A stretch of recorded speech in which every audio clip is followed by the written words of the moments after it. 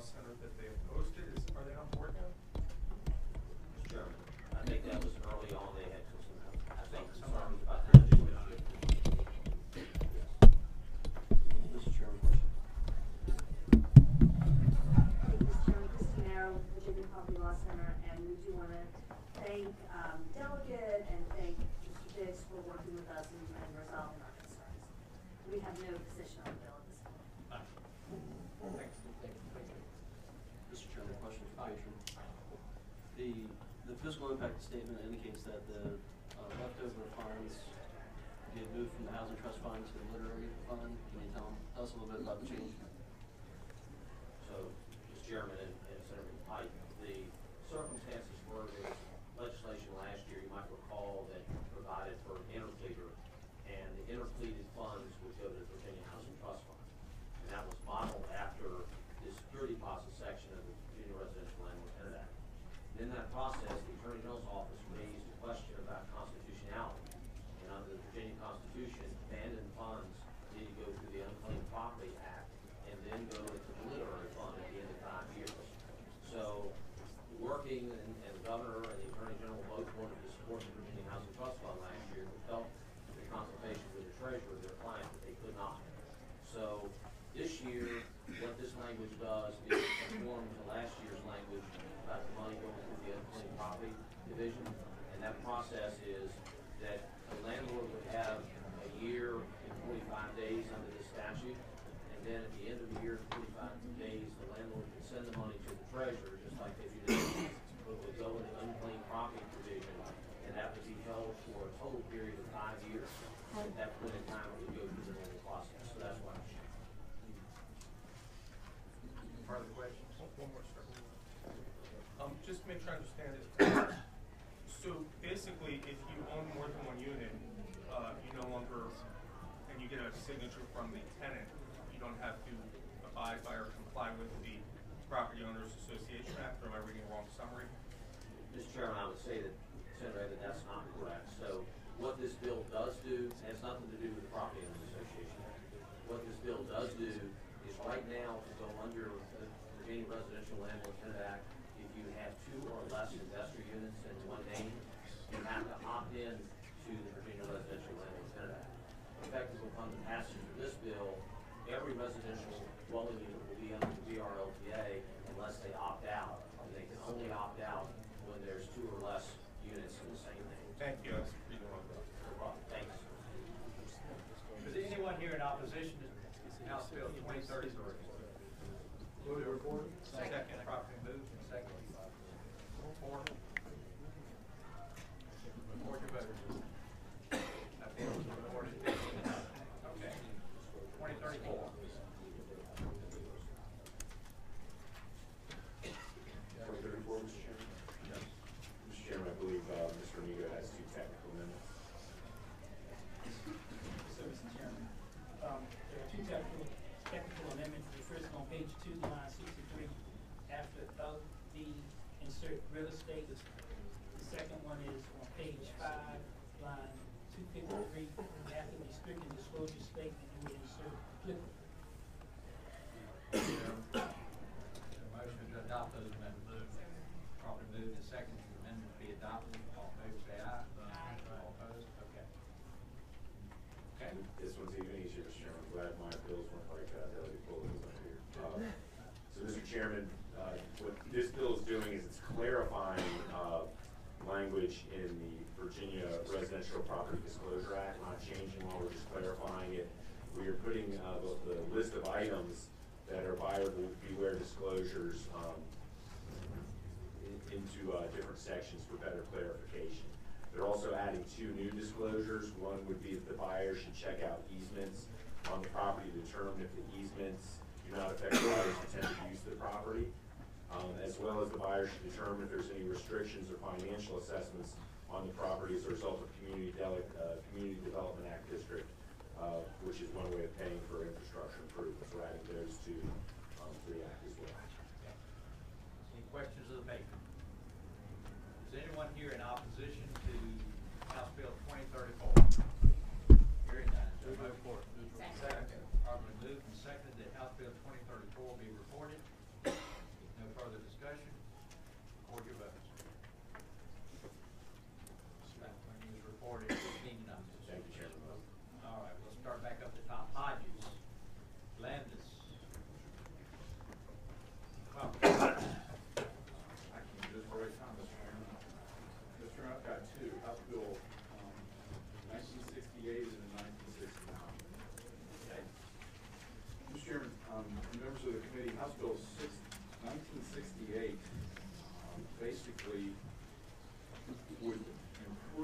update our existing small business investment grant fund program. It will make it easier for private investors and small businesses to qualify for the fund, and obviously therefore encourage more individual investors to increase investment in small businesses. The legislation was requested by the Virginia Small Business Financing Authority, who administers the fund.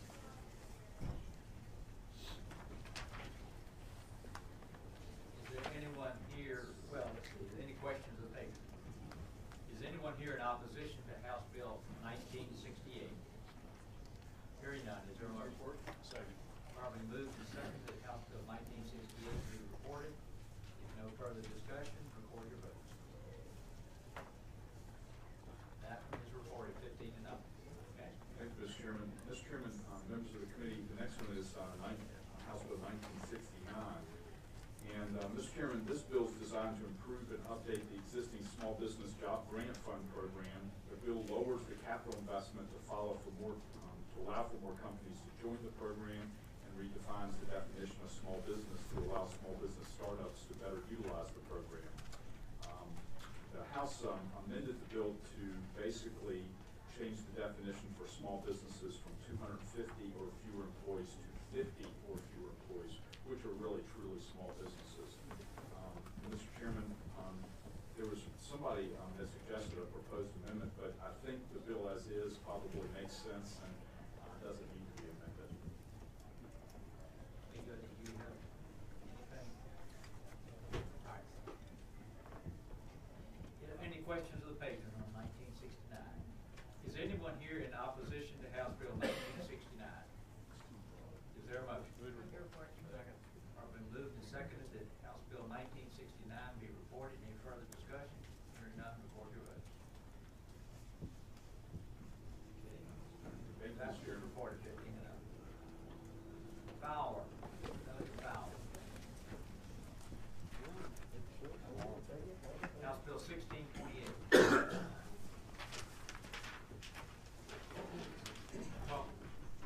Thank you, Mr. Chairman. House Bill 1628 comes to us courtesy of the Department of Criminal Justice Services. It makes two changes to folks that are licensed in the private security industry. And the first thing it does is it removes the requirement of a compliance agent.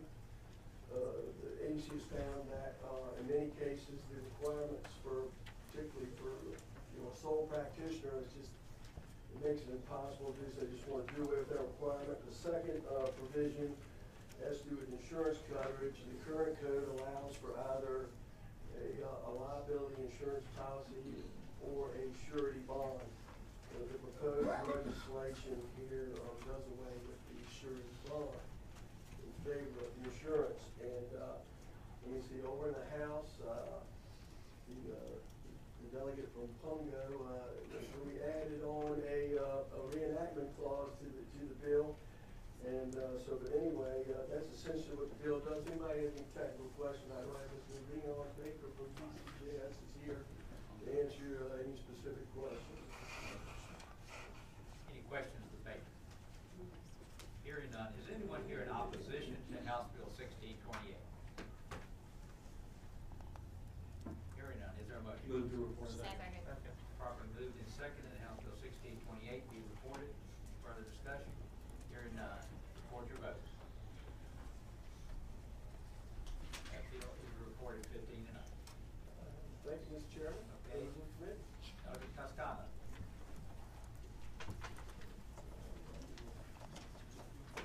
Thank you, Mr. Chairman, members of the committee. I've got 2217. Mr. Chairman, members of the committee, several years ago, if you remember, we created what was called the Address Confidentiality Program. It's in place to provide some additional level of privacy and protections to victims of domestic violence. This bill does a couple of things. One is it clarifies the definition of sexual or domestic violence programs and allows people who might take advantage of the program to apply to get into the program through these sexual violence programs. Once you apply, your application is certified and goes to the Attorney General's office, They then approve it, and then you can get into the program. The other thing the bill does is it allows applicants to apply to be in the program for a period of 3 years. That extends the time from initially over 1 year.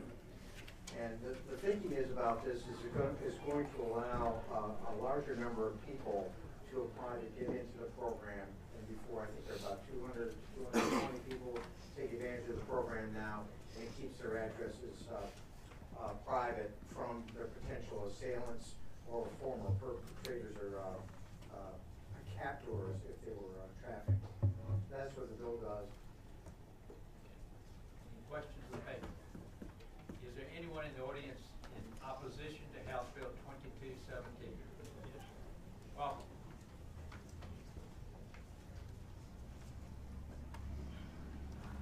Actually, thank you, Mr. Chairman, members of the committee. Patrick McKenna, Hampton Roads Coalition Against Trafficking. Actually, this is a mixed vote.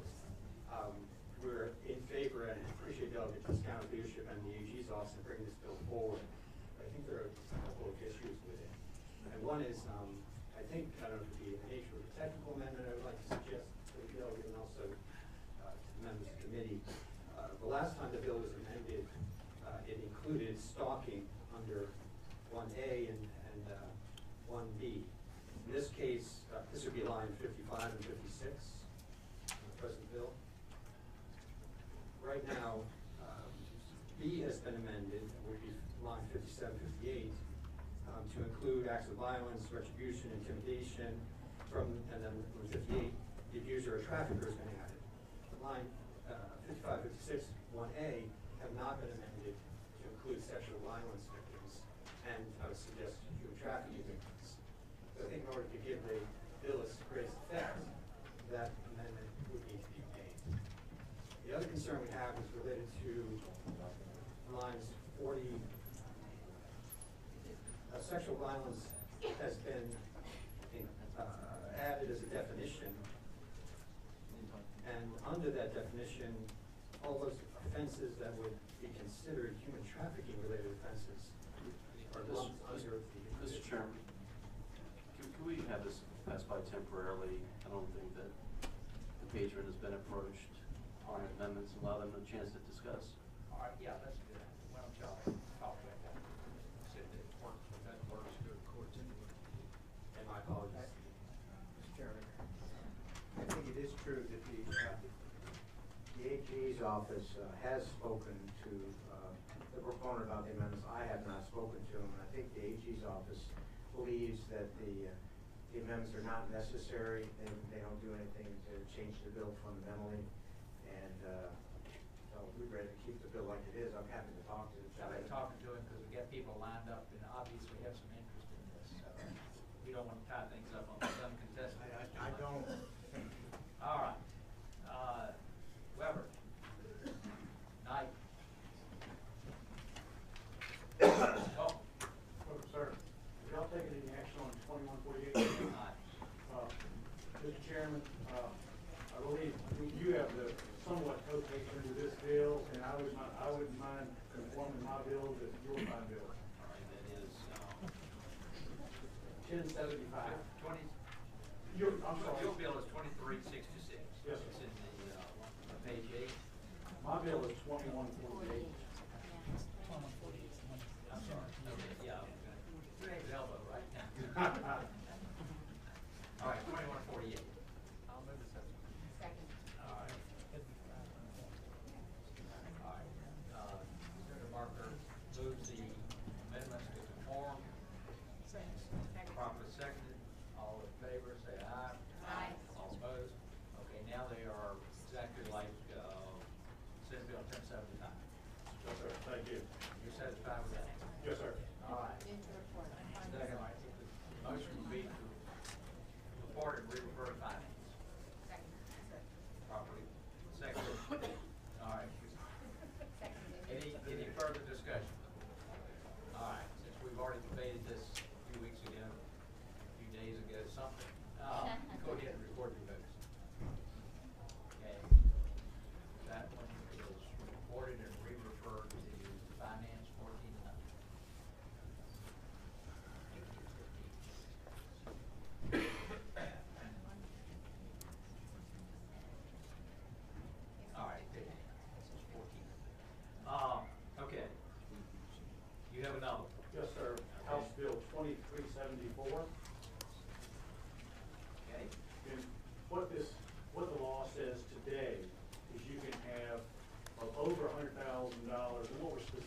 talking about, if y'all are familiar with it, specifically the Hampton Roads legislators, before we have St. Jude's Home. And we're allowed one raffle of a house per year. This legislation would allow 3 raffles of 3 homes per year, only 1 per geographic region of the state, and there's 5 geographic regions in the state. And all the proceeds after the explicit cost would go to the St. Jude's Hospital. Anyone, any questions of the patron? Is anyone here in opposition to House Bill 2374? Hearing none, is there a motion? Properly moved and seconded. Any further discussion? Record your votes. That is reported 15-0. Thank you, sir. All right. That's Corey.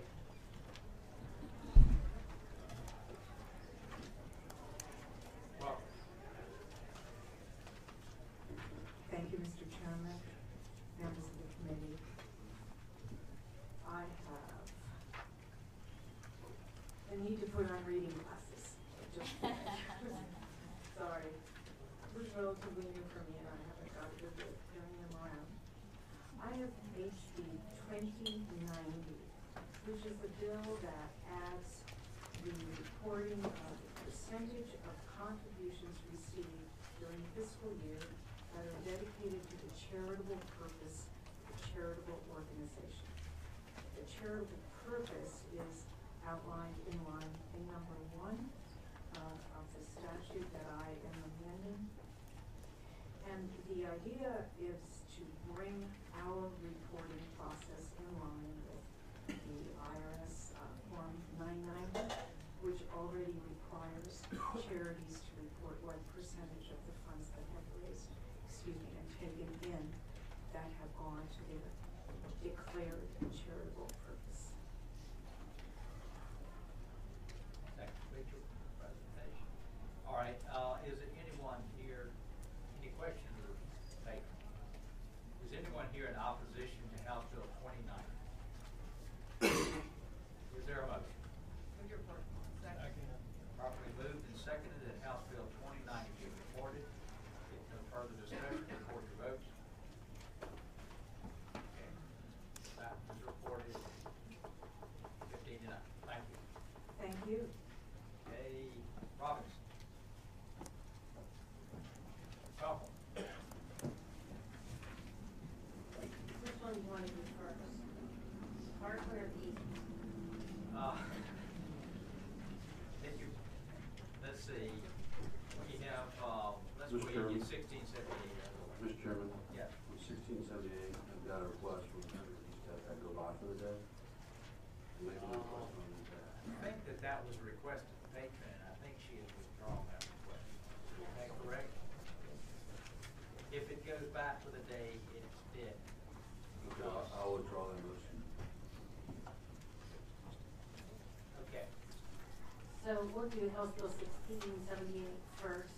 The 1678 is just a bill that will codify the provisions in the new oil and gas regulations, which were approved by the governor in November. And it is the excuse me. And the regulatory advisory panel was made up of FEMA, DEQ, and other state agencies, local government, industry, and environmental representatives. It took 3 years of this to come to this compromise. Okay. Now we go. You already heard this, Well, right? We have dealt with this. Okay, that's great. And it was approved by this committee, and then the Shaven bill died in finance on an 8-day time. Okay. It's gonna have to go to finance if it's reported. There is a fiscal impact that showed somewhere between 0 and 1.25 million, which is kind of a gap, but, Yes, it's a huge. so, I don't know that we need to rehear this completely, but you can go as far as you wanna go. It's okay with me, you guys kind of know everything that's going on with it. As far as the fiscal impact statement goes, this is a FOIA exemption, and unless there's drilling actually going on, the impact is actually zero. And it's been going on for 40 years in the Commonwealth with this type of fracturing. So the fiscal impact on a FOIA exemption kind of stumps me just a little bit from the perspective of the information is available to DEQ and other state agencies through DMME. Is there anyone here to speak in opposition? Any questions? Anyone here to speak in opposition to the bill?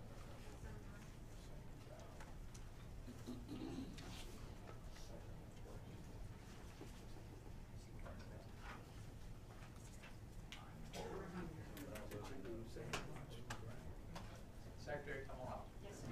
Good afternoon, Mr. Chairman, members of the committee. You've already heard me speak to this bill. Jay Lark has reviewed the fiscal impact statement that DEQ prepared and concurred with the findings there. We don't agree that this has already been resolved, but we would, for exemption, we would, there's a way to make sure that DEQ and DDH could get this information with a simple amendment. Without it, there is the fiscal impact that Jay Lark has concurred with. There is not a need to repeat what y'all said. We've got a lot of bills to deal with. Is there anyone that wishes to speak in support of the bill? Is there a motion? Properly moved and second of the bill be reported. Mr. Chairman, Any further discussion? Yeah. with the motion not to If it passes, it will have to go to that's in our motion. Okay. Any further discussion? All right, record your votes.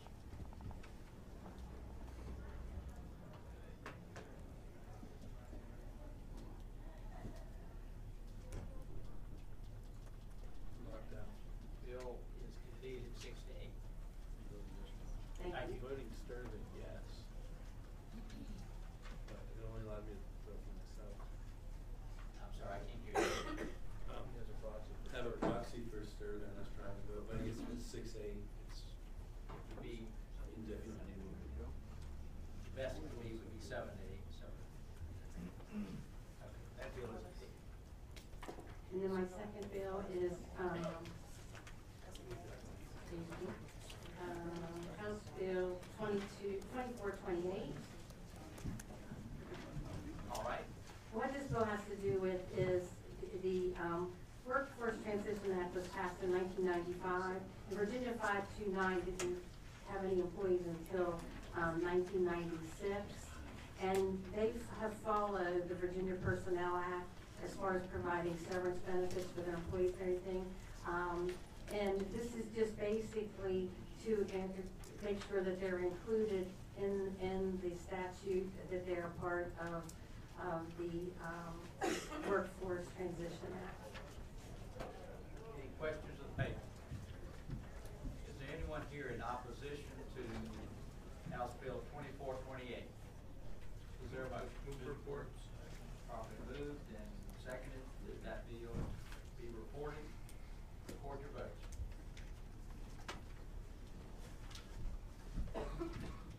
That one is reported 15 to 9. Thank you very much. Okay. All right. Valedictorian. Will. I'm sorry, go ahead. I didn't mean to miss you, I just realized you stood up. Let's go back to you. Did y'all come to any conclusions? I think we have a very small technical amendment. I think solves the gentleman's problem, and I think it means there won't be any opposition to the bill, if I might. Please. So on page, on line 56 of the bill, after the word violence, 2217 is that right? 2217, there would be an insertion, comma, sexual violence, comma. So those two words, I think, further clarify who can qualify for the program. Doesn't really change the bill that much, but I think it's a useful clarification. I think it addresses the gentleman's problem, and I don't think anybody objects to it. Can you just nod and say that's agreeable with you? Yes. Okay, all right. Somebody make the motion to adopt those amendments. Proper moved and seconded that we adopt those amendments. All in favor say aye. Aye.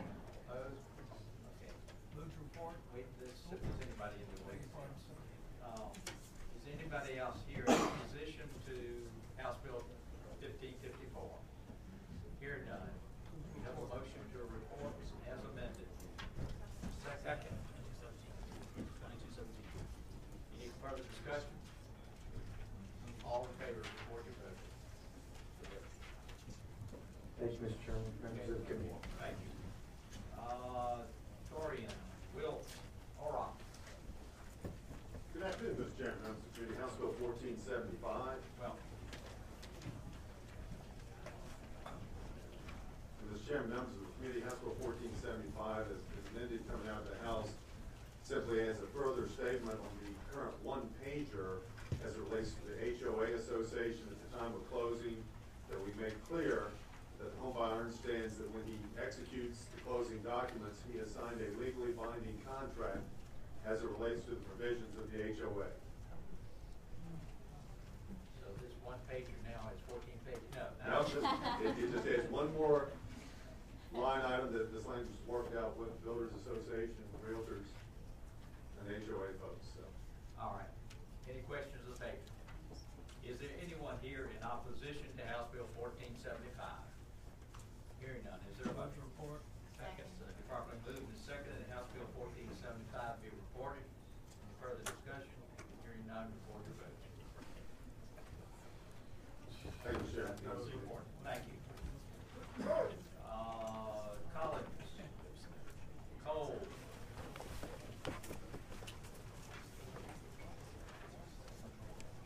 Thank you, Mr. Chairman. I have two bills before you, House Bill 1537. All right. Give me attention. This bill simply codifies some provisions of the Soldiers and Sailors Civil Relief Act in the state code. It allows members of the armed forces and National Guard who are deployed or ordered moved to be able to cancel some of their some service contracts that you'll see listed. Again, like I said, it's consistent with the federal Soldiers and Sailors Civil Relief Act. As far as I know, there's no opposition to it. Okay. Famous last words. Any questions of the paper? Is there anyone here in opposition to House Bill 1537? Hearing none. Is there a report?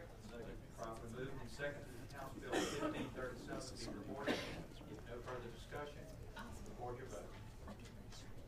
That bill is reported 15-9.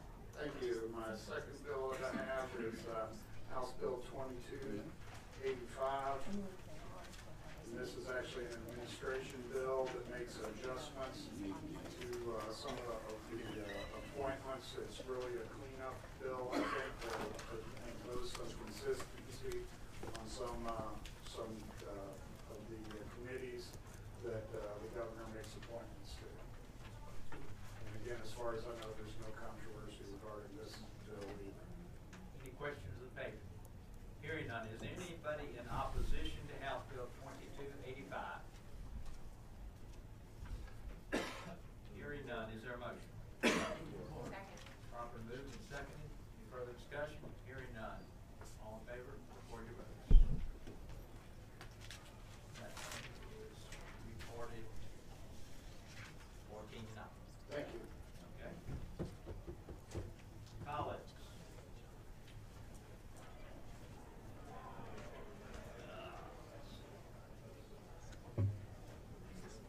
Where? Thank you, Mr. Chairman. I understand you've already handled 1556, and I have HB 1555. 1555. All right. Mr. Chairman and members, this bill comes out of the Speaker's Commission on Retirement Security and State Workforce. It's one of several recommendations in this area. This one on workforce particularly, and it's particularly aimed at succession strategy and further enhancing the understanding of agency directors of the options that are available to offer the workforce.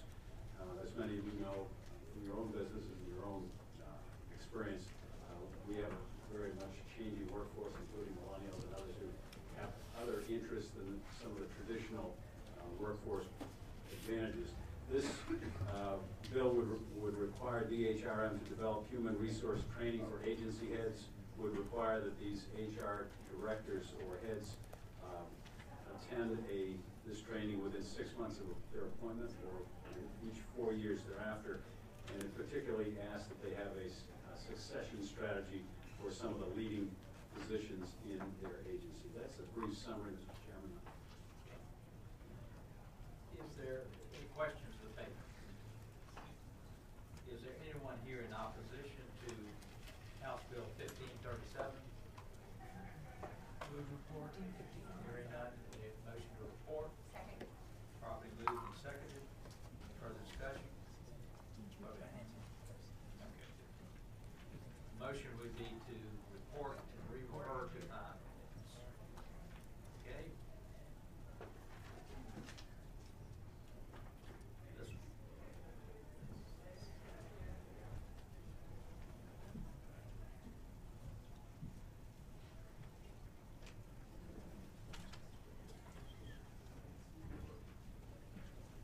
I'm at 1537. I mean 55, all right. No, I'm sorry. Somebody wrote down 1537. Okay, so the motion is to refer, we will pass and refer to finance. All in favor, record your votes. All right, now we'll go. Thank you, Mr. Chairman. Okay, come on.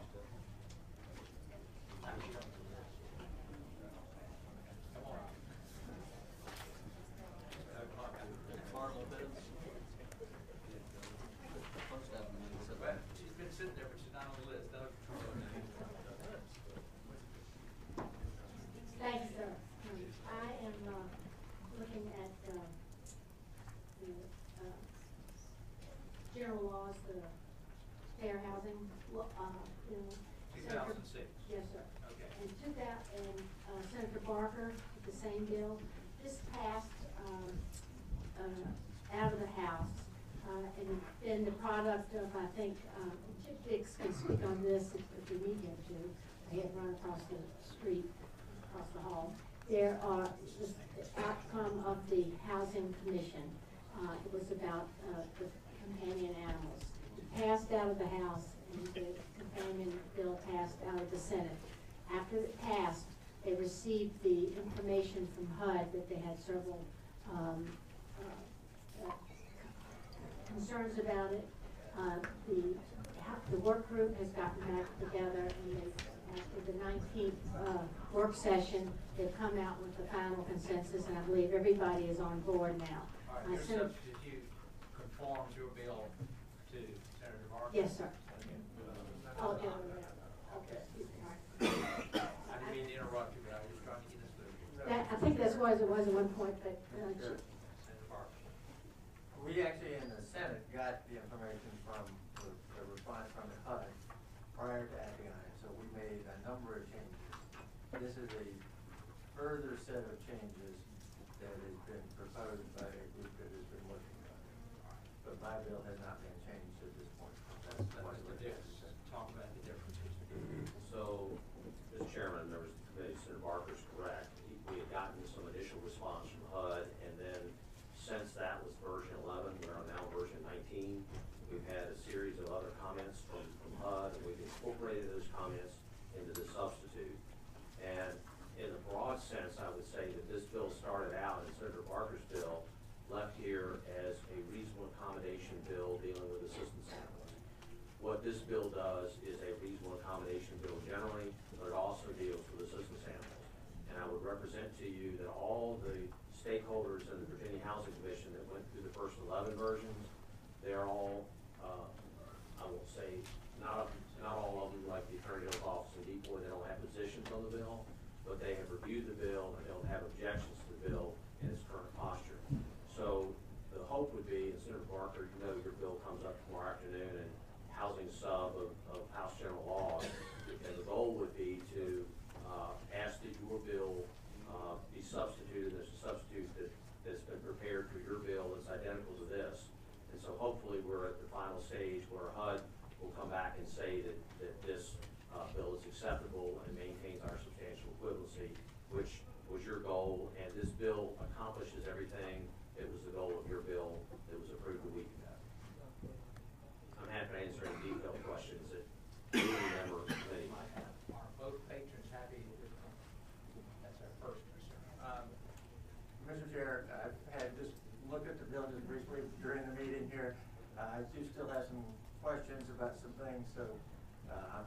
100% certain I want my precisely in this form, but we will work it out within the next 24 hours.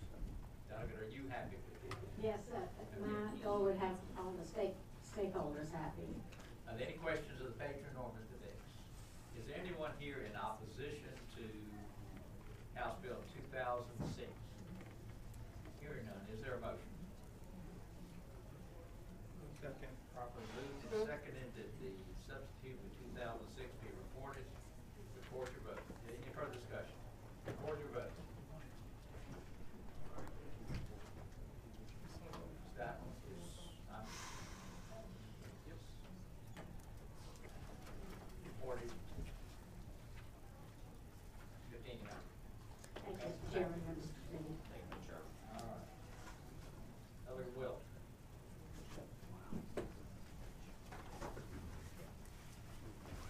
Good afternoon, Mr. Chairman and committee members. You have before you House Bill 2077. Very simply drawn. It basically eliminates the authority of the governor or any governmental entity to prohibit the otherwise lawful possession of firearms. We just a second. I want to hold yours for a few minutes. Okay. We just want to get rid of the ones that don't have too much opposition. Won't be long.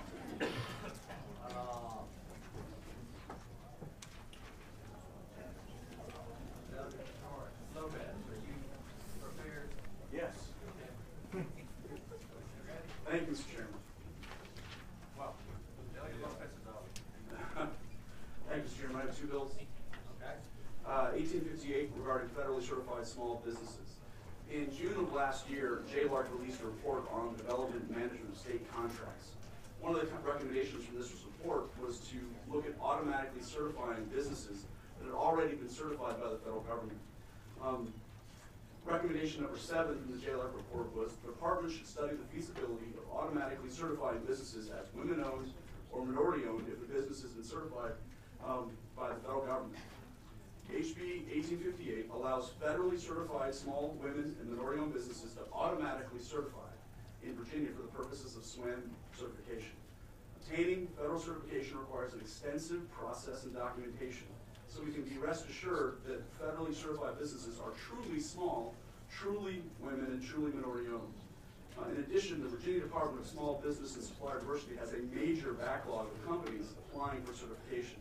This change will help businesses, small businesses, by streamlining the process, cutting red tape, and speeding certification for companies that are already certified as small, women, and minority-owned. I'm proud that Nicole Riley and NFIB have supported this bill as well as several other small business groups, and I hope it's the will of the committee to pass the bill. Any questions of the statement? Is there anyone here in opposition to House Bill 1858? Second. Any further discussion?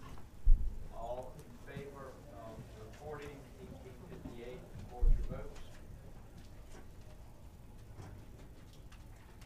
That bill reports 15. Thank you, sir. The second bill, 1869, has to do with pest mitigation in Virginia. Under current law, there is confusion about who is actually responsible for pest elimination and the costs associated. Depending on how the code is interpreted, it could be the landlord or the tenant who is ultimately responsible for the costs associated with pest mitigation. This legislation makes it clear that a tenant is responsible if they delay in notifying the landlord of an infestation or are at fault for failing to prevent the infestation. That this clarification creates a bright line for who is responsible for the costs associated with pest mitigation in a tenant's dwelling unit, which benefits both the tenant and the landlord. As a result, I'm happy to report that the support of both the Virginia Poverty Law Center and the Virginia Association of Realtors for this legislation. I hope it's the will of the community to pass the bill. Is anyone here in opposition to House Bill 1869? Move report. Second. Properly moved and seconded. Mr. Chairman, can I just, Yes. what's unreasonable delay? Is that 30 days? Is that 5 hours? Or is it a month? What defines unreasonable delay? Actually, it's the section 0.6. Mr. Chairman, I'd say Senator Reeves, there's provision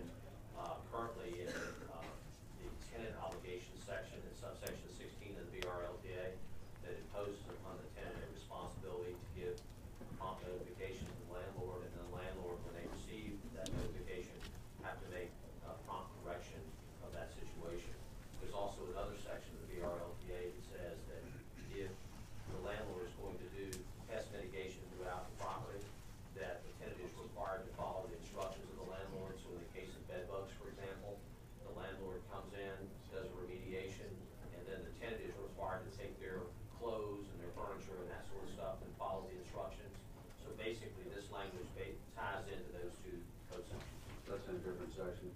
That's a So, different section. 113 versus 116. Yeah, thank you, Mr. Any further questions? All in favor of reporting, House Bill 1869, record your votes.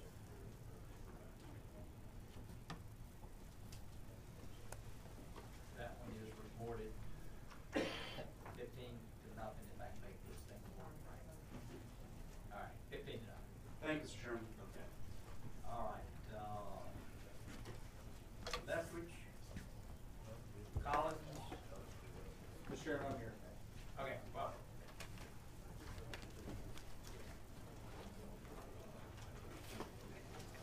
Well, It's House Bill 1693.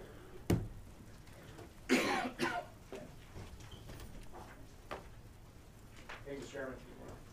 Ladies and gentlemen, 1693 increases the Procurement Act for small localities from 100,000 to 150,000. One locality is in my jurisdiction, ran up against the procurement project, and we had not raised it in 15 years. So with the parties, the architectural and localities, Virginia Association of Counties, and I worked together, and we came to $50,000 was a reasonable increase, and this bill passed out of the House unanimously. any questions of the paper? Mr. Chair. Senator Wright. What were the discussions as it pertains to 150,000 versus 250,000? The original bill had 250,000, which seemed to be a reasonable threshold given today's market and the type of skills that get under. I mean, it's not a huge amount of scope. You're talking about a feasibility study, maybe some basic site plans to get that amount. You're not talking about big projects. You're not talking about base building projects or renovations. You're really talking even at $250,000, fairly minor architectural engineering work. Mr. Chairman, Senator McFike, the architectural committee, architectural individuals in the construction industry thought that that was a rather significant jump from $100,000 to $250,000 in one bill. And so this was the compromise that was met. This was the compromise that was struck.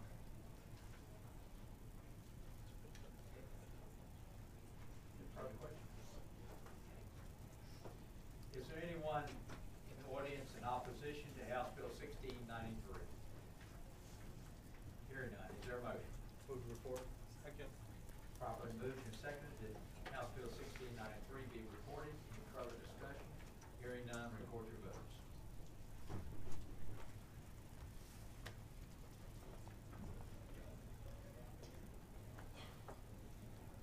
That bill is reported.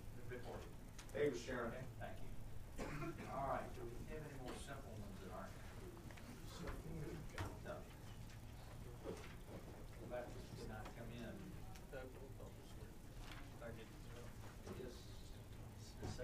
Theirs will be a little longer, so. Second one, I'll take a 98-0. I got it. I've got four. All right, get it, come on up. Okay, let's do the simple one first, which is 1998. Okay. Okay, what this basically does, Mr. Chairman, is it revises, and there's some amendments, but we'll get to them in a second.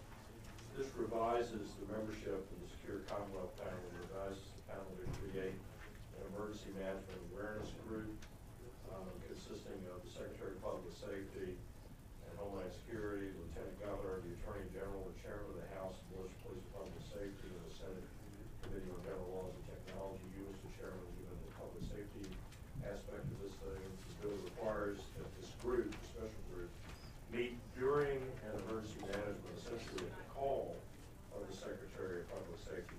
He won't have to call these folks up, except in very severe situations.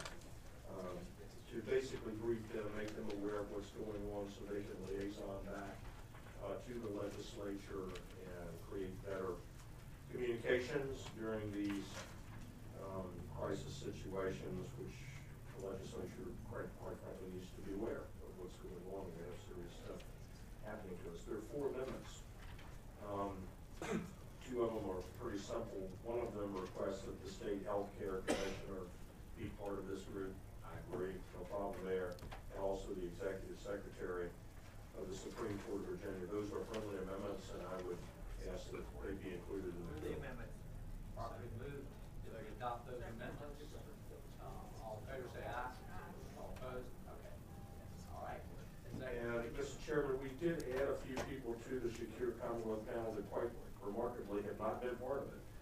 And one of them is the state coordinator for emergency management, and he is here to speak on behalf of them and the Secretary of Public Safety. I don't think there's any opposition to this bill. All right. Is there any questions for David? Is anybody in opposition to House Bill 1998? Properly moved that the bill be reported as amended. Mr. Chairman, Vice. who is the chairman of the House, House Pre-Submission Militia Committee? That's me. You, all right. And by inserting the chairman of general laws, are you trying to remove me from the committee, is there been a question of patron? Actually trying to keep you and get him same time. All right. Any further discussion? Record your votes. That bill is reported 14-0. Okay. Mr. Chairman, I went very controversial. And that was not, now, your other ones. Okay, let's take on this other one, which is 1790. And I want to give you an overview of it, Mr. Chairman, and if you'll give me a minute, I would like to walk you through the bill. I think you should have the introduced version. There were no amendments to it on the House side, so they introduced it as the bill at this juncture. 1790 basically requires agencies to develop regulations in the least burdensome and intrusive manner possible that will be in plain language so people can understand them, and other common sense guiding principles for the development, adoption, repeal of regulations. The bill also requires each agency to establish a schedule over a 10-year period. Currently it's 4 years. I will talk about why it should be 10 years. For the review of all regulations for which the agency is the proponent organization. The schedule will be provided for an annual review of at least 10% of the regulations of that agency by the 1st of July of each year, and establish metrics, actual measurements as to regulations and their effectiveness, the cost to the taxpayer, the cost to actually enforce them by us. And under the bill, the governor will submit an annual report containing the findings of the regulation review by 1 August of each year to the chairman of the standing committees of both bodies. Now, why is this bill in front of you? You remember the old Pogo cartoon, Mr. Chairman, where Pogo says, "We found the enemy and it is us"? It is easy to blame the governors, whether they're Democrats or Republicans or Flat Earth Society, for all the regulations we deal with, but the truth of the matter is, we're the problem. We're the ones who pass the laws that require the regulations. The governor passes no laws to require regulations. He regulates what we tell him to. And what this bill seeks to do, Mr. Chairman, is to create a routinized process by which we systematically, annually look at 10% of our regulations across all the agencies. And let me tell you what the so what is. You know, we'll get into the details of this because I want the committee to know what they're voting on. But the so what is this. If we do this correctly, Mr. Chairman, what will result is annually we will get an insight into some regulations that quite frankly are not value added. Either they cost a lot of money to enforce, and therefore you have to ask yourself, you know, is that really where we want to spend our money in the Commonwealth? Or they have an inordinate impact on the private sector that is really hampering business, hampering job growth, and so on and so forth. And if we do this right in a bipartisan way, Democrats and Republicans can identify laws that maybe we should think to repeal or modify so that we're lifting some of the burden from the public and the government to enforce these things. And Mr. Chairman, if you'll just bear with me, let's walk through the bill right quickly so you understand the structure. In the first part, Mr. Chairman, you'll find some principles here. They're pretty straightforward. These principles are not designed to create a sort of legal stricture here. They're guidelines. And they're there to sort of provide to the government a structure by which they ought to think about when we're doing regulations. For example, these issues, Mr. Chairman, these principles were actually used by Governor Allen in his Blue Ribbon Commission back in the early 90s. They're pretty good. And so we've incorporated them in the statute. That a regulation should be create the least possible interference with private enterprise and the lives of citizens. That it should be essential, the regulation should be essential to protect the health, safety, and welfare of citizens. That it's clearly written in a manner that can be easily understood. It takes the least burdensome and intrusive approach to satisfy federal and state law and achieve the purpose for which the regulation is designed. That it shouldn't be presumed to be there perpetually. That regulations are something that we should actively look at and ask ourselves, are they doing what they should be doing, or can they be modified to do them better, or frankly speaking, they need to be done away with. That they are specific and measurable. You know, Mr. Chairman, if you want to do something well, you measure it.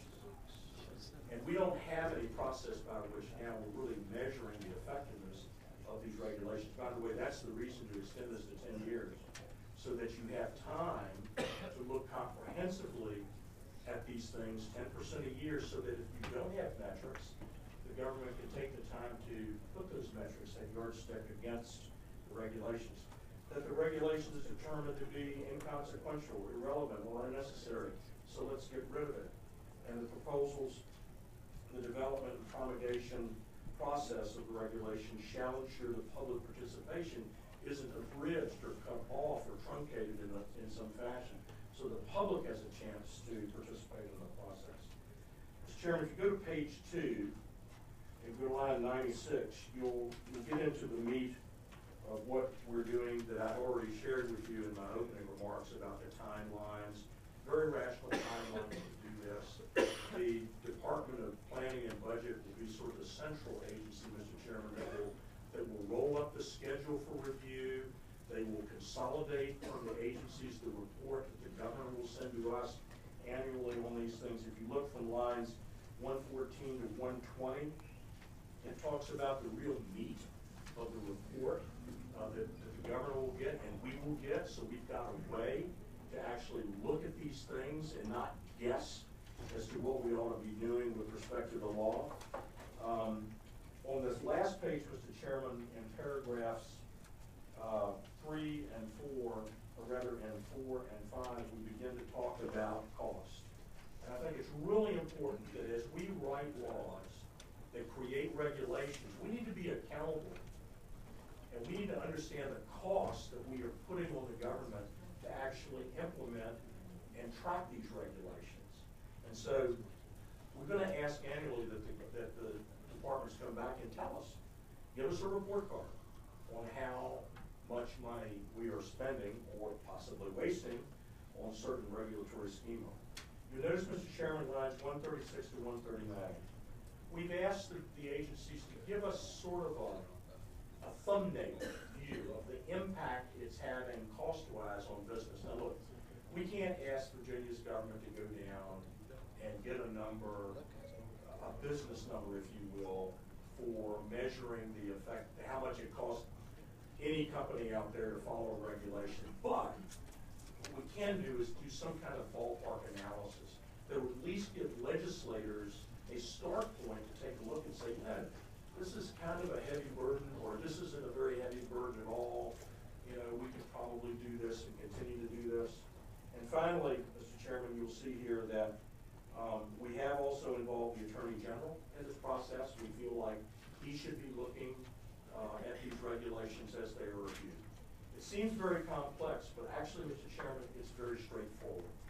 10% per year, over 10 years, guiding principles, report out to the legislature so that we can be better informed about how to deal with the laws that we write that create the regulations that we always complain about. That's the bill. Any questions of the paper? Is there anyone here in opposition to House Bill 1790?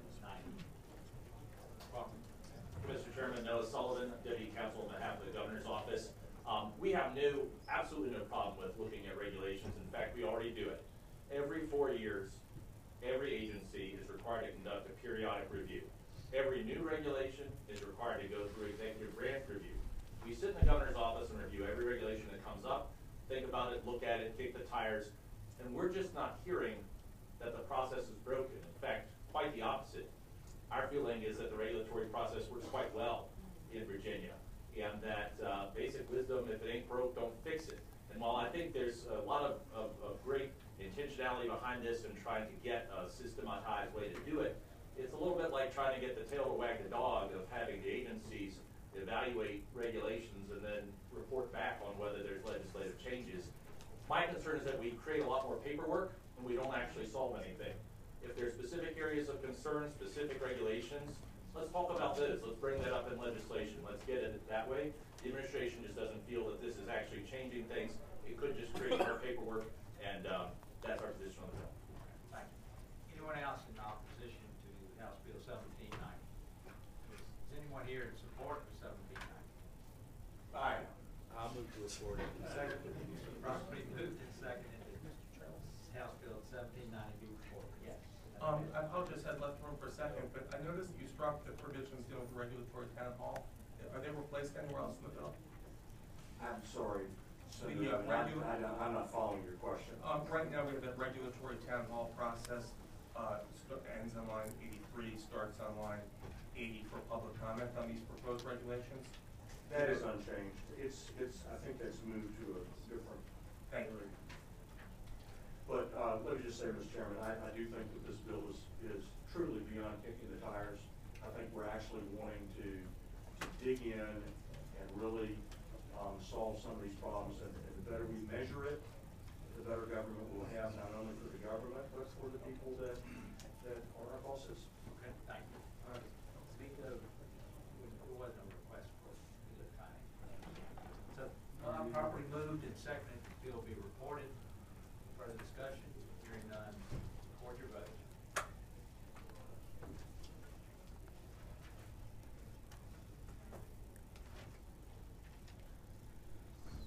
Bill is reported 8%. Thank you. Dr. Wilk. I've yielded to Elliot Webber. He has a meeting to be at. All right. If it's, Welcome. I'm not going to ask you in a second, right? Thank you, Mr. Chairman. Mr. Chairman, before you, I've got House Bill 1596, which I brought forward last year. And basically, it prohibits state agencies from requiring bidders, offers, contractors, subcontractors to pay a prevailing wage in an area. There are numerous reasons for this, but the biggest reason is that if a state agency decides at some point that they want to do a prevailing wage, say in Arlington, et cetera, I believe that the cost to taxpayers will go up for projects. I mean, obviously, as a Commonwealth, we'd like to keep costs low for our taxpayers. That's the primary reason. The secondary reason also is that when you set up high prevailing wage, you've got other companies in the Commonwealth of Virginia that can benefit by being able to offer same services at lower costs. So that's the reason that the bill was brought forward last year, same reasons that it was brought forward this year. All right, thank you. Thank you. Any questions of the paper? Why is everyone picking on Arlington? Who is addressing that question to? Mr. Chairman. It's because I love Senator Evans so much. Is there anyone here in opposition to House Bill 1596? Well, I was going to say, Thank you, Mr. Chair. My name is Matt Yonker, President of the Virginia State Building Trades. We oppose this bill. We see this as a ban that keeps localities from raising standards in their areas. It also removes the ability from a locality, the government, which is better suited to address issues relevant to their citizenry than representatives in Richmond. Local government is more accountable, and local leaders should not be blocked from acting in the best interest of their communities. Thank you. well, thank you. Mr. Chairman, members of the committee, my name is Linda Lawrence. I'm with IBEW Local Union 26. On behalf of our membership and on behalf of the other members of the Virginia Building and Construction Trades Council, we strongly oppose this bill and ask for members of the committee to do the same. Thank you. Thank you. Well, Good afternoon, Mr. Chairman.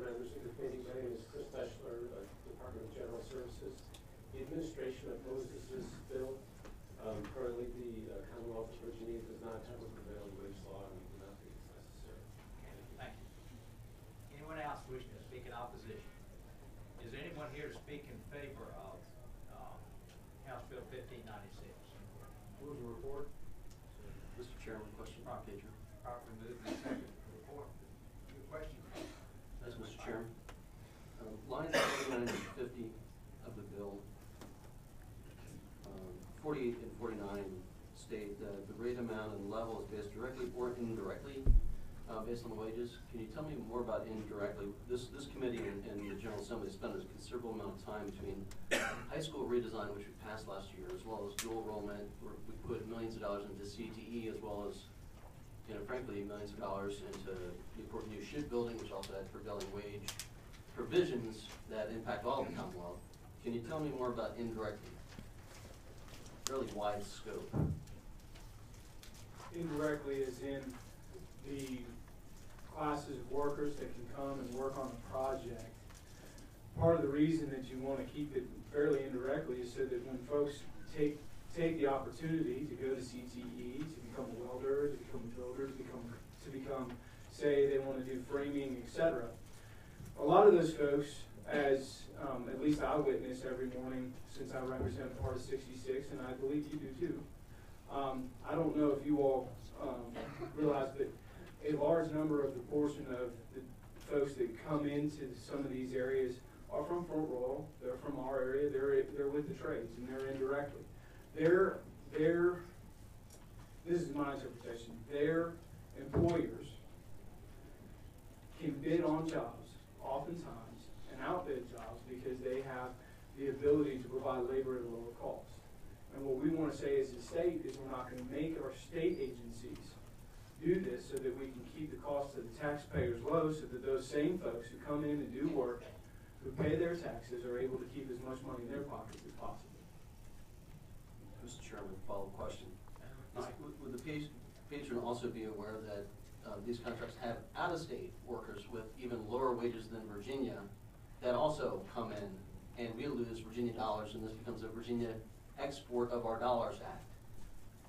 Mr. Chairman, I would respond to the gentleman by saying that depending on our neighbor, such as Maryland, I don't think that would be true.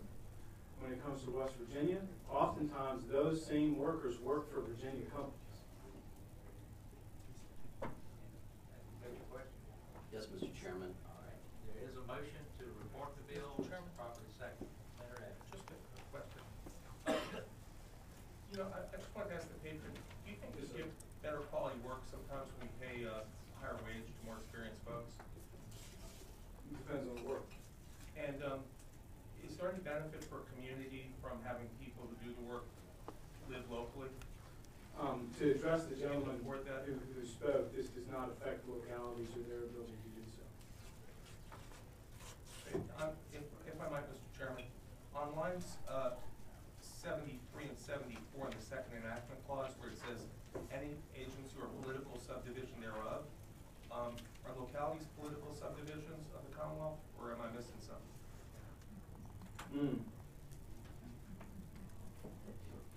This is supposed to be for state agencies. Okay, I'm just. So that was probably missed in the draft. Okay, so HB 1596, is that your intent to affect political subdivisions? It is only to affect state agencies. If I could ask counsel, Nico. if we were to vote on this, sir, would we be affecting localities as well?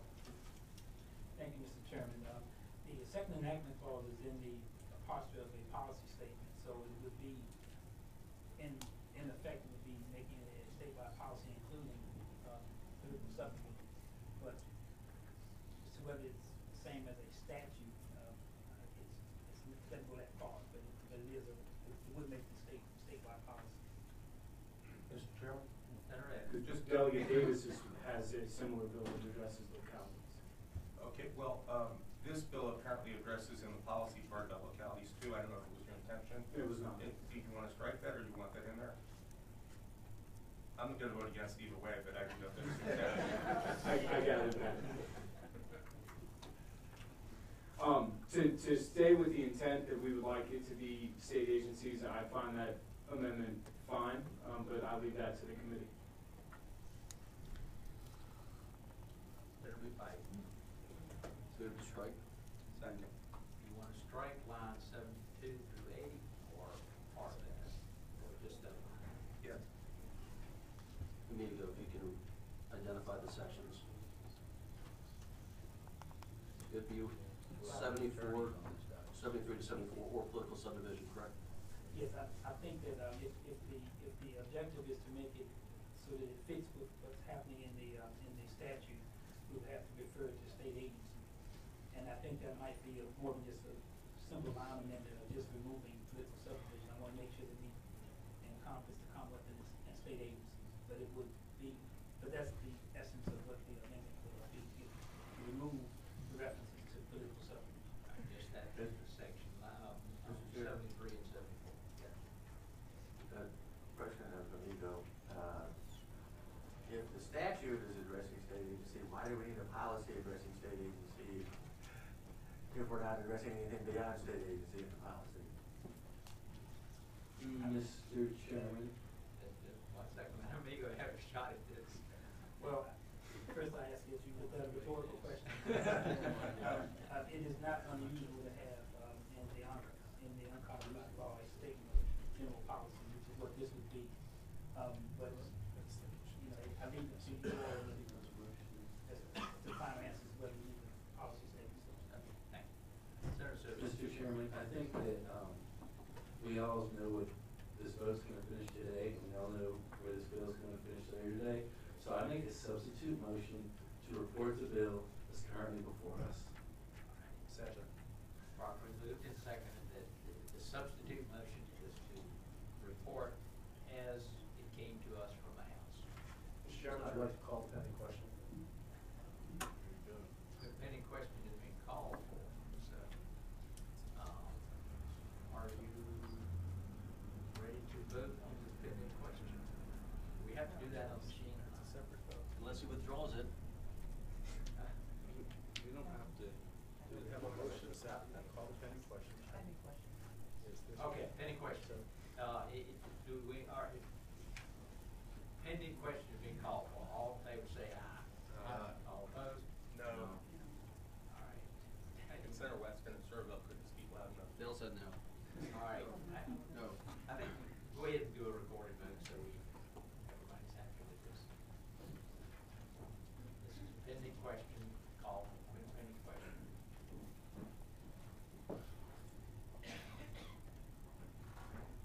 And it is, surprise, surprise, 8-7. Okay, pending question has been called for. So all in favor of reporting the bill as it came to us from the House, record your vote.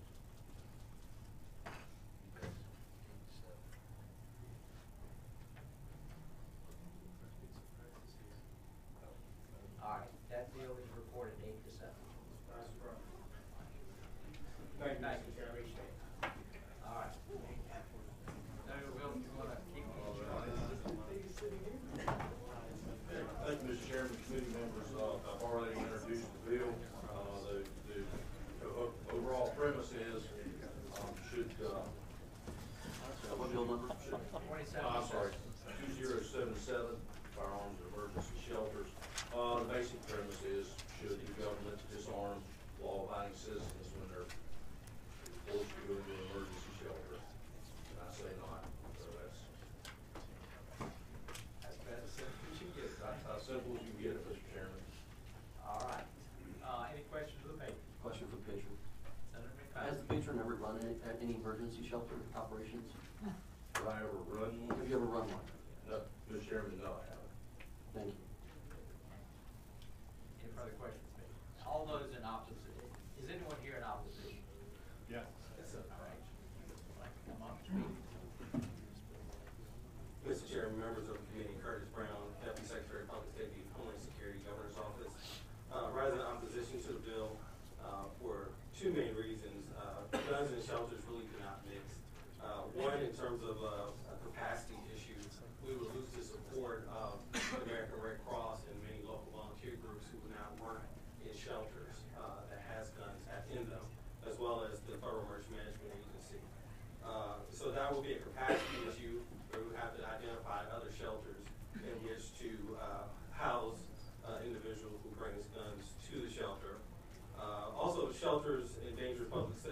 Guns and shelter endanger public safety. They are high stress, low privacy environments. Lessons learned from Hurricane Katrina and other catastrophic events shows that they are very dangerous inside a shelter operation, both to citizens and law enforcement. So we are definitely opposed to this bill for the fiscal impact and for the public safety risks for guns and shelters.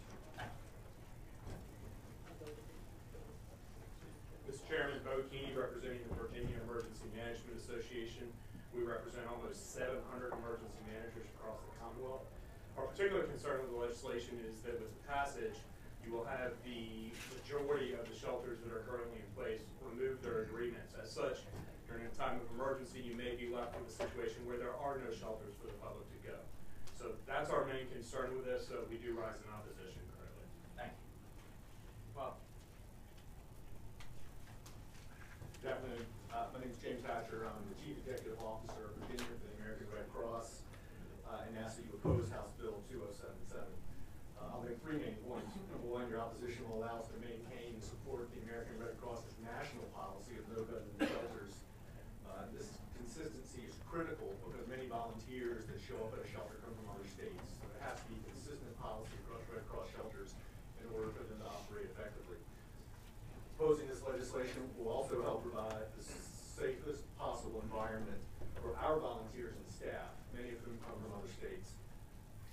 Secondly, shelters can be, as the previous gentleman spoke, very stressful situations. People don't know when they'll go home. They don't know when they do if they'll have a home.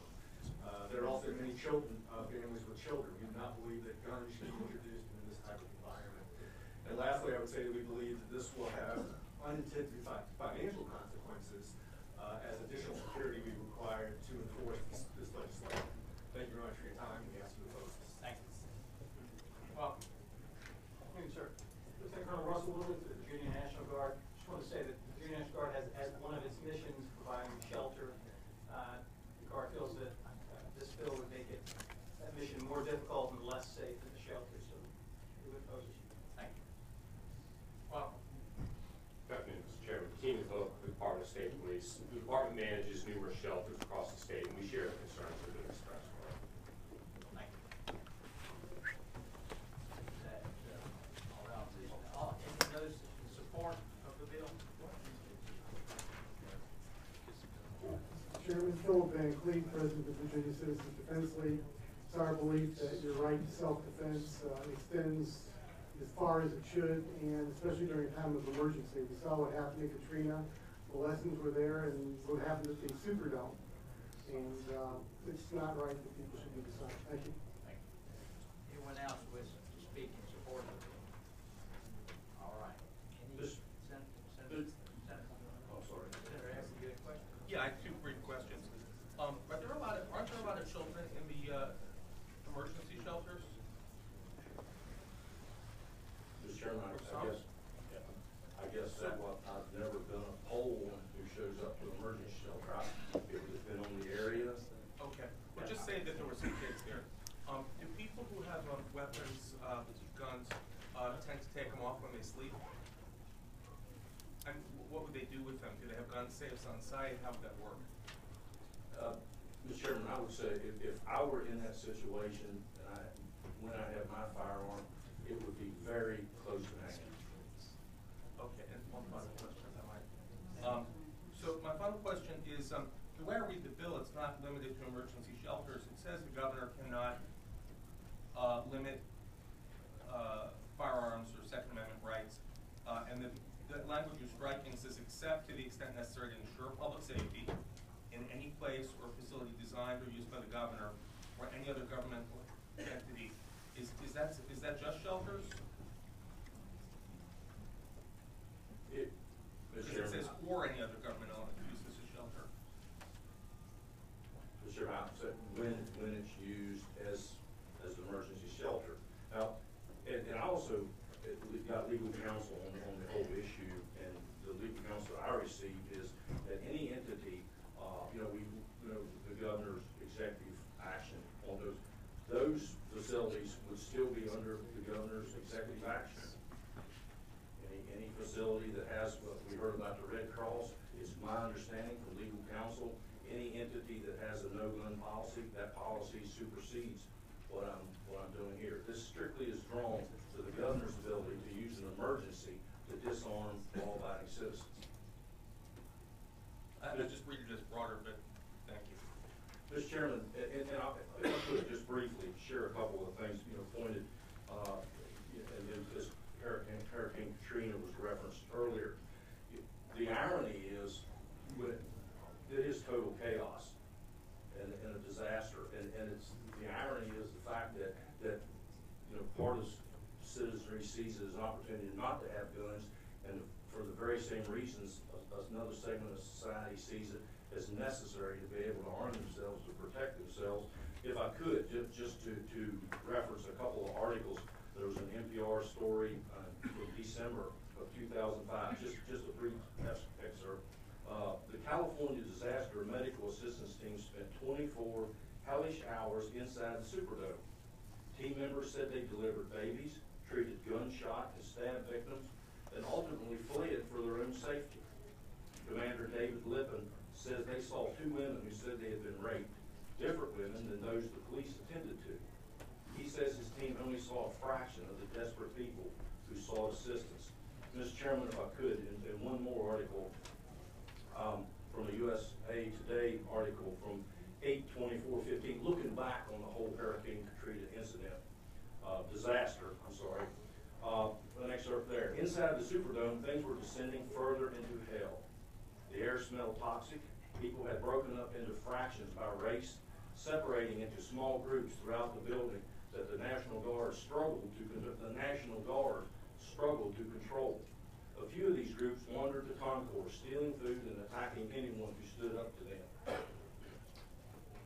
And there's another section here that night a National Guardsman got jumped as he walked through a dark, flooded locker room. His assailant hit him with a metal rod taken from a cot. The Guardsman's gun went off during the confrontation. The bullet went through his own leg. Okay, there's a gun in action. But in response, the Guardsmen put up barbed wire at various areas around the building, protecting themselves from the general population. Thank you, Mr. Chairman. Is there a motion? Properly moved and seconded that House Bill 2077 be reported. Mr. Chairman. Senator Pike. Having participated in the last 17 years with the shelter operations and emergency management operations, and suggest to members of the body that this is a fairly significant impact. I've done hurricanes, earthquakes, I don't know how many hurricanes at this point.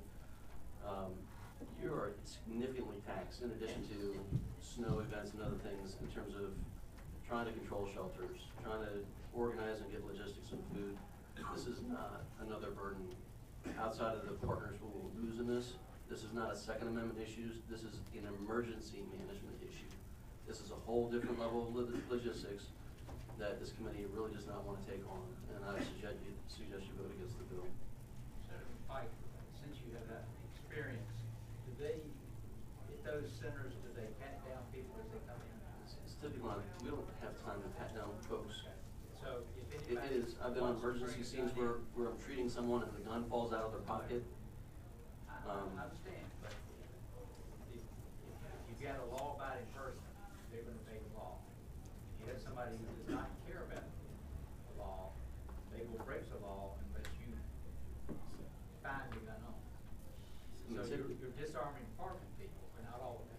Well, that goes with anywhere you're going to be. But at places of emergency shelter, typically you do check-in screening, identifying where folks are coming, that way you know needs, medical needs, and other issues of the person. So you're screening and pre-screening folks as they're coming in to identify what their needs are. There's a process to do that. American Red Cross can speak more to that. I know they're here. They got a much more extensive policy experience. But this is another logistical nightmare that I suggest the body not entertain. Okay, thank you. All right, the motion is to report the bill. Any further conversation? Hearing none. Support your vote.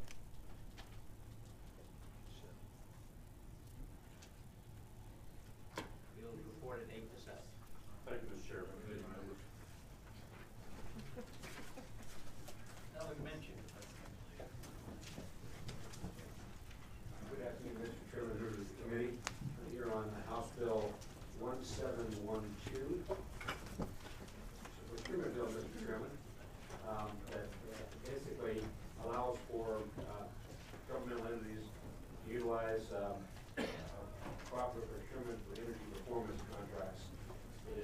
basically allows for locality to add on to another locality's procurement contract to acquire equipment that will save energy, and really it's a good government bill, it's a clean energy bill, and has no known opposition. We've worked out all the issues with the stakeholders, and I believe it has some support of the administration too. So if you have any questions, the bill kind of speaks for itself, and the honor please report. Any questions of the patron? Is anyone here in opposition to House Bill 1712? Hearing none. Properly moved and seconded, 1712 be reported. Any further conversation? Not, record your vote. That bill is reported 14 to nothing. Thank you, Mr. Chairman. Senator Alba, Delegate Alba. Yes. You scared me for a second. Wait. He lives in my district. We're planning to. As he said, Senator Alba. Oh my God. Senator Rupp, this is that contractor's bill there. How do you like my CBS glasses? I look like kind of a hipster, don't I? Like Adams. Super hip. Yeah.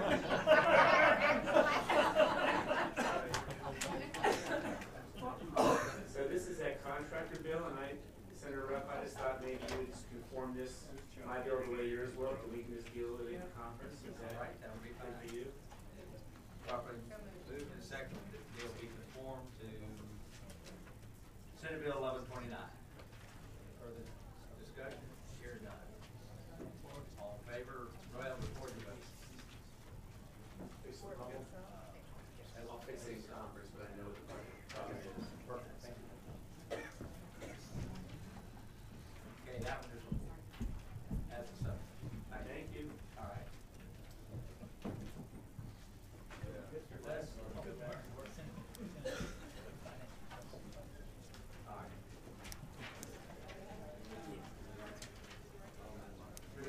Reconsider the vote. Reconsider the vote, yeah. Move to reconsider the vote. Probably moved that we consider the vote. All in favor, say aye. Aye. All right. Correct motion? Move to report and report finding. Second. That's properly moved and seconded. All in favor, say, record your vote.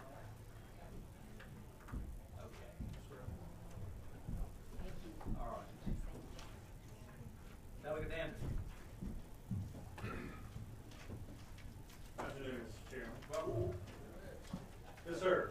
Mr. Chairman, I bring to you House Bill 1720, which is fairly straightforward. What it does is it provides guidance to localities on proper procedures with the lowering of a flag staff to half staff on those occasions when there is a member of the public safety community that is killed in the line of duty.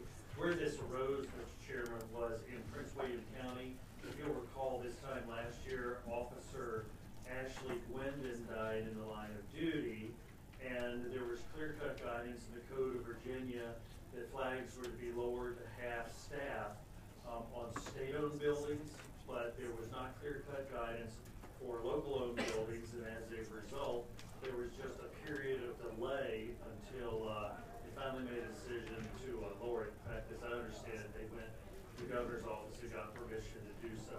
So this bill simply adds the language about locally owned government buildings, and then I also believe that you have an amendment in front of you. Yes, sir, Mr. Chairman, the amendment is on page 1, line 20, after Commonwealth, you would insert, and a state correctional officer of the Department of Corrections. properly moved and seconded. We adopted that amendment. All in favor say aye. Aye. All opposed? All right. And that amendment, Mr. Chairman, came to me by way of a request from the National Coalition of Public Safety Officers. That's how it made it in there. Okay. Anybody in opposition to House Bill 1720? Hearing none. Is there a motion? Properly moved and seconded that House Bill 1720 be reported as amended. All record your vote.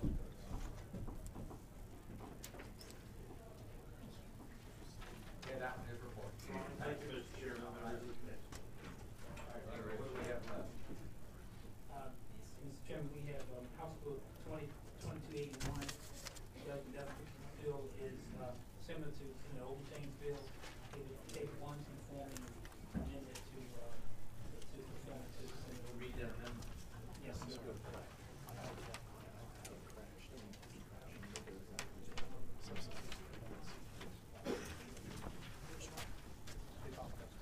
The amendment would be on line 32 after subdivision 4. You would strike the remainder of line 32 and all of lines 32 and 34 through section 55-22. I'm sorry, section 55-225.110 on line 35, and insert the following. If there is, in effect, at the date of the foreclosure sale, a tenant in a residential dwelling unit foreclosed upon pursuant to section 55-225.10, the foreclosure acts as a termination of the rental agreement by the landlord, and the tenant may remain in possession of such dwelling. With that amendment, it would conform to Senator Old James bill as that presented. Properly moved and seconded that Neil will reread it now. That the amendment, bill being amended to, as just read by the, all in favor say aye. Aye. All right, the motion is to report the bill as amended. All right. Record your votes. Okay. What's next? The other bill that is similar to the bill is House Bill 2203, Billy Tori's bill, and concerning the price. You want to speak on that? We previously spoken and passed this. I'm sorry. We previously moved this at the beginning of the meeting, which is that we would leave, is an informed, not doing conform, is an administrative act that will have some utility. Mine will still be before on the House side, so I recommend passage to the committee as is. Okay. The motion is to report. I'm sorry, Mr. Chairman, that was. You get tricky. I think I get double paid if the bill is passed. All right. I'm sorry. 2025. You did not get what it is.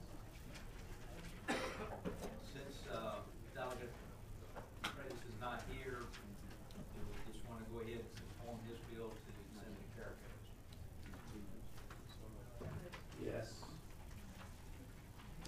Do any amendments or anything? Yes.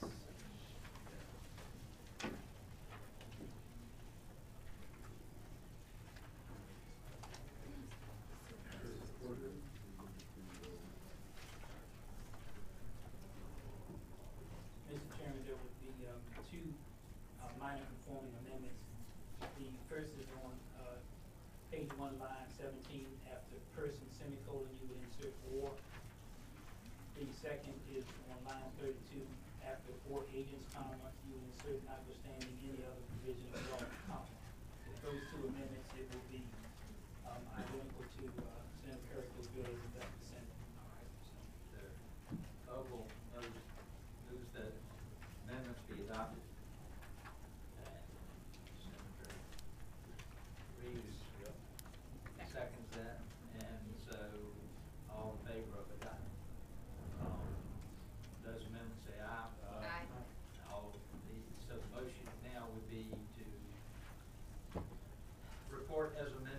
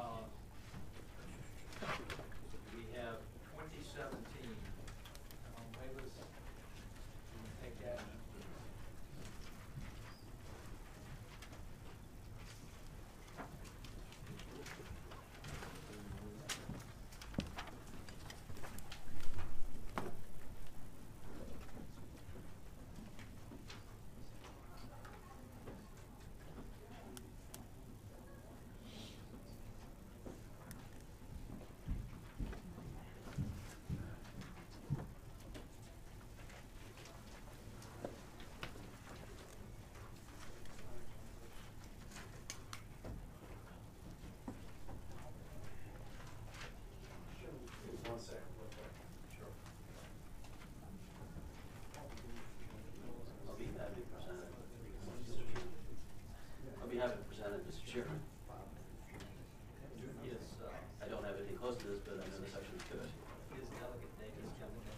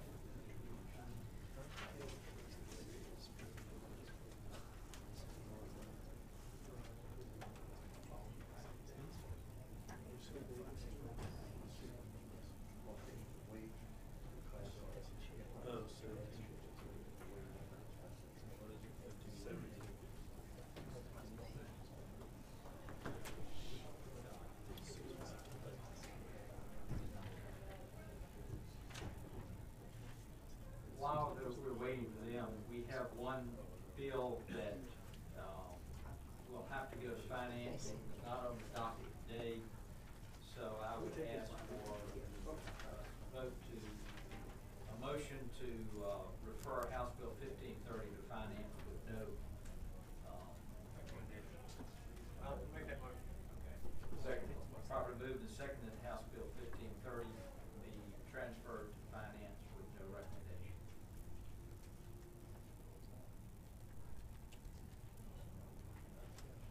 Mr. Chairman, House Bill 2017, I'm going to request I go by for Yeah, but not for this bill. Let me, put me as a thumbs up on that, please.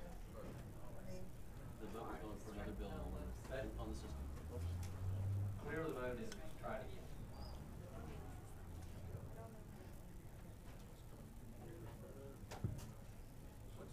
Send to finance, right? Yeah. You're on 2017, Mr. Chairman. All right, all right. Just curiosity, what's 1530 do? It deals with the, small business, and supplier diversity certification, certain businesses appeal. Okay. Thank you. All right, okay, we'll do that when we come back to it. 2017, Mr. Chairman, we can take that by for the day. So that bill will go back for the day. Y'all look like you desperately want to talk about it. Y'all will be around it. Have some questions for that motion. Okay, that will go back for the day. 1530, the motion is to refer it with no, no vote other than to send it to finance. Second. Yep.